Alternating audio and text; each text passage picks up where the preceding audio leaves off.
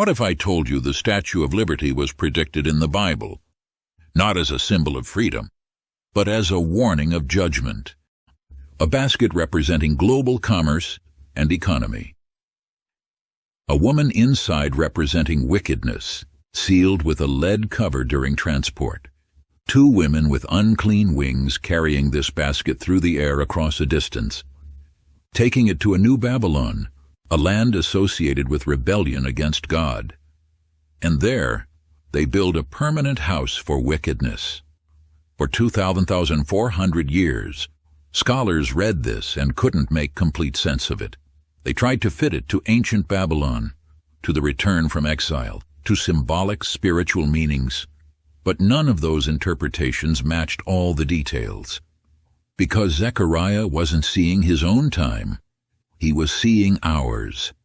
He was seeing a nation that wouldn't exist for millennia, a nation across the sea, a nation that would be built on immigration and commerce, a nation that would have a massive statue of a woman standing in its harbor, welcoming ships from around the world, a nation that would institutionalize wickedness and export it globally.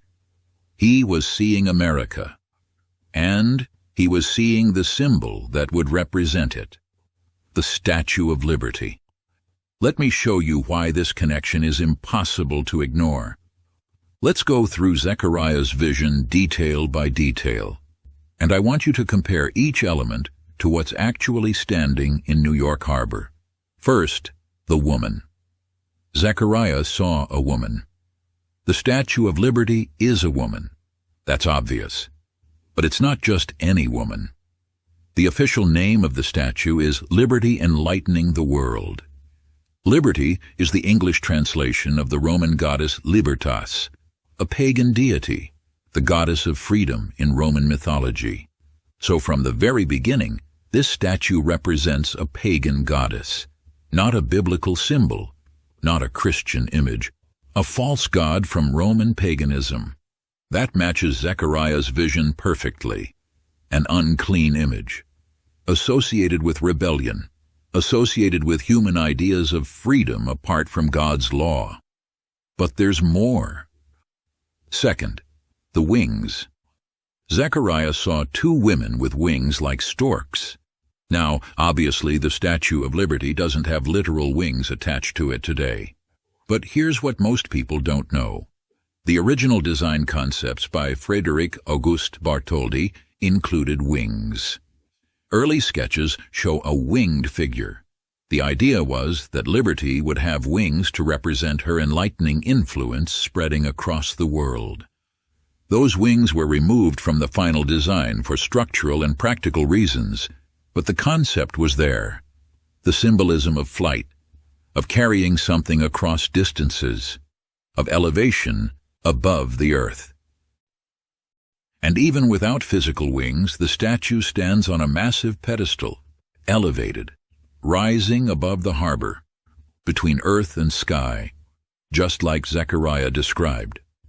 The basket being lifted between earth and heaven. Third, the crown. Look at the crown on the Statue of Liberty. 7 spikes, radiating outward like sunbeams. Officially, those 7 spikes represent the 7 continents and 7 seas. Global reach, worldwide influence, universal enlightenment. The statue isn't just for America, it's liberty enlightening the world. Global ambition, global impact. That matches what the angel told Zechariah.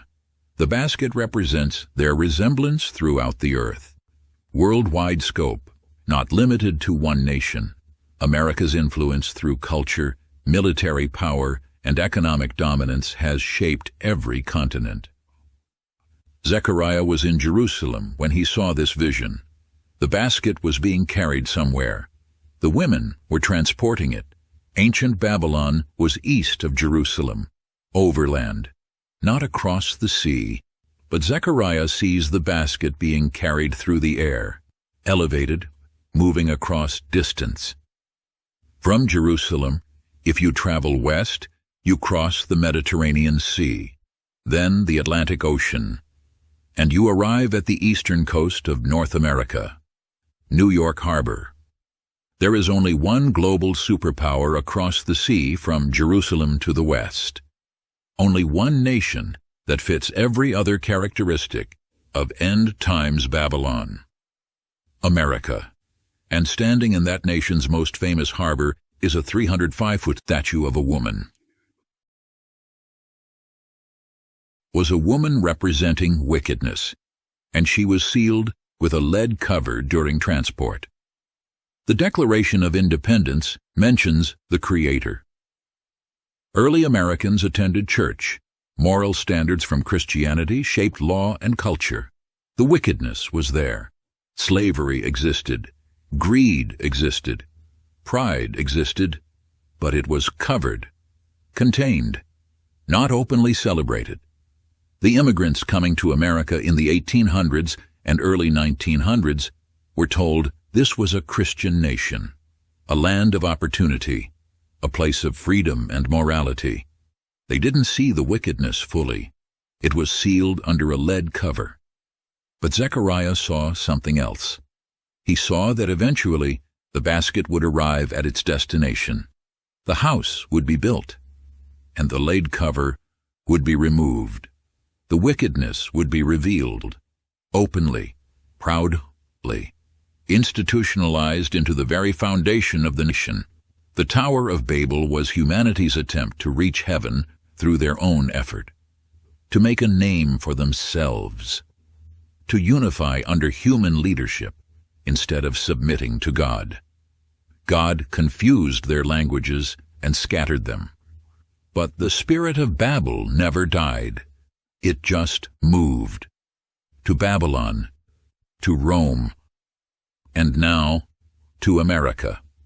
America was founded on Enlightenment principles, human reason, individual liberty, self-determination. These sound good, but at their core, they're about mankind being the measure of all things, not God's law, human rights. Not divine authority, popular sovereignty, not biblical morality, personal freedom. That's the spirit of Shinar. That's the spirit of Babel. That's rebellion dressed up as liberty. And the Statue of Liberty embodies that perfectly. She holds a torch representing enlightenment, human knowledge, human progress, human wisdom. She holds a tablet with the date July 4th, 1776, the day America declared independence, not just from Britain, but independence as a philosophy, self-governance, self-rule. She represents everything the Tower of Babel represented, humanity building its own path to greatness without God. That's why the angel told Zechariah the basket was going to the land of Shinar. Not because it's going to geographic Babylon in Iraq, but because it's going to the new Babylon, the nation that embodies the spirit of rebellion. The final expression of human pride before God's judgment falls. Zechariah saw it all. The woman, the symbolism, the location, the commerce, the wickedness, the rebellion. He saw the Statue of Liberty 2,400 years before it was built. But he saw something else too. He saw why it was being taken there, to build a house. And that's what we need to look at next. Zechariah 5, verse 11. The angel says the basket is being carried to the land of Shinar to build a house for it. Build a house. Not a temporary tent, not a brief stopping point. A permanent dwelling, a foundation, a structure that's meant to last. This is about establishing wickedness, making it part of the infrastructure, part of the culture, part of the legal system, part of the national identity. And that's exactly what happened in America. The wickedness didn't appear all at once. It was built, gradually, decade by decade, brick by brick, until the house was complete. Let me show you the timeline. For the first 150 years of American history, the nation at least pretended to honor God. Christianity shaped public life, prayer in schools, Bible reading in courts, the 10 Commandments displayed in government buildings. The wickedness was there. Make no mistake. Slavery, greed, pride, racism, all of it existed. But it was covered, hidden under a veneer of Christian morality. The lead cover was still on the basket. Then something changed. 1962. The Supreme Court ruled that prayer in public schools was unconstitutional. For the first time in American history, God was officially removed from public education. That was the first brick in the house, the first open rejection of God's authority in the public square. 1963. Bible reading in schools banned. Another brick. 1973. Roe versus Wade. Abortion legalized nationwide. The right to kill unborn children declared a constitutional freedom. Over 63 million babies have been aborted in America since that decision. 63 million lives ended in the name of personal choice and bodily autonomy. That's not just a brick. That's an entire wing of the house, a room dedicated to child sacrifice. The 1980s and 90s. The prosperity gospel explodes in America. Preachers teaching that God exists to make you wealthy. That faith is a tool for getting what you want. That following Jesus means health, wealth, and happiness. It's a complete perversion of the gospel. And it was exported worldwide through American televangelists and mega-church movements. Churches in Africa, Asia, South America, all adopted this false teaching. They learned it from America. They drank the wine of America's spiritual fornication. Another room in the house, a room dedicated to false religion. 2000s. The sexual revolution reaches its peak. Pornography becomes mainstream, accessible on every device, in every home. Statistics show that a massive percentage of American men, including Christian men, regularly consume pornography.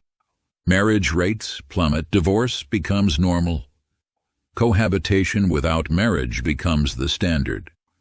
The biblical design for sexuality and family is completely abandoned.